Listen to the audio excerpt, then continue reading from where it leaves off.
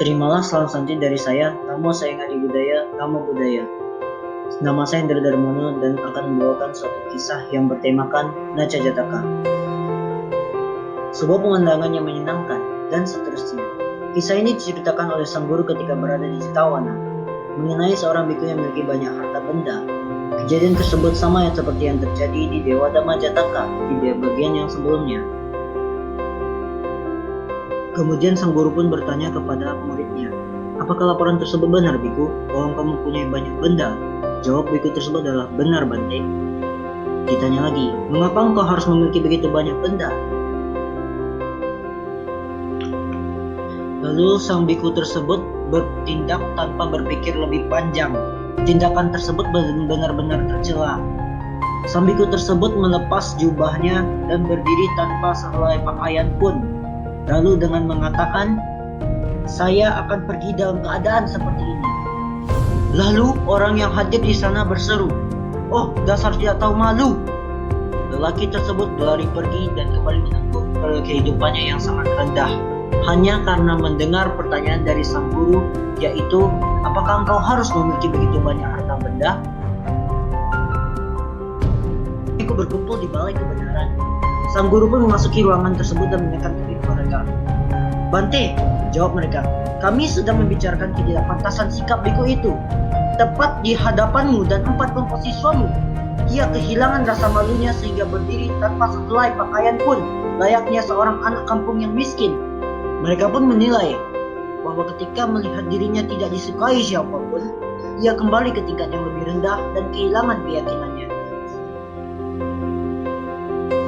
Sang guru menjawab, para biku, ini bukan satu-satunya kehilangan yang terjadi karena dia tidak memiliki rasa malu. Di kehidupan yang lampau, ia kehilangan seorang istri yang berharga, sama seperti ia kehilangan sebuah keyakinan yang berharga di saat sekarang ini. Setelah mengatakan kata-kata tersebut, sang guru pun menceritakan kisah kehidupan tersebut di masa lampau.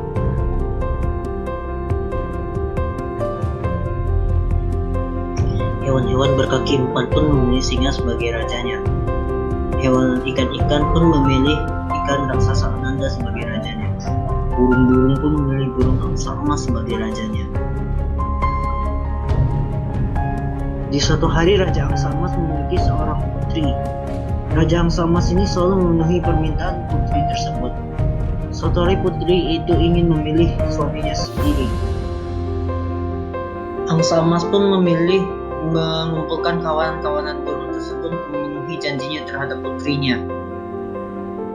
Kawanan-kawanan tersebut memutuskan untuk pergi ke dataran tinggi dengan lempengan-lempengan batu yang besar. Disitulah tempat-tempat kawanan burung tersebut berkumpul. Setelah itu, putri tersebut pun diminta oleh Raja Angsa Emas untuk pergi ke tempat yang telah dijanjikan oleh para kawanan burung tersebut.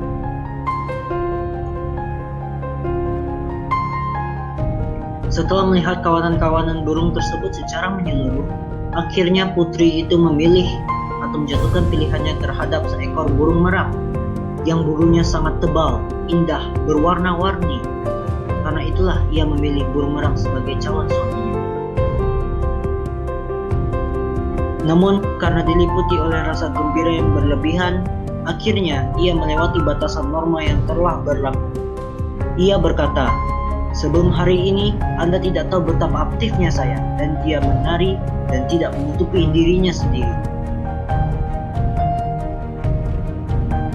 Karena merasa malu dengan tindakan yang telah dilakukan oleh burung merak tersebut, akhirnya Raja Angsa Emas tersebut memutuskan untuk tidak menjodohkan putrinya dengan seekor burung merak tersebut, tetapi lebih memilih untuk menjodohkan putrinya dengan seekor angsa muda.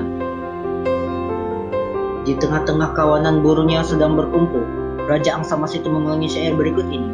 Sebuah pemandangan yang menyenangkan dengan melihatmu, dengan bagian ekor yang elok, sebuah leher dengan warna seperti lapis lazuli, dan tangan bulu-bulumu mencapai jarak hingga 1 biama. Bersama itu, tarianmu telah menjatuhkan dirimu, anakku.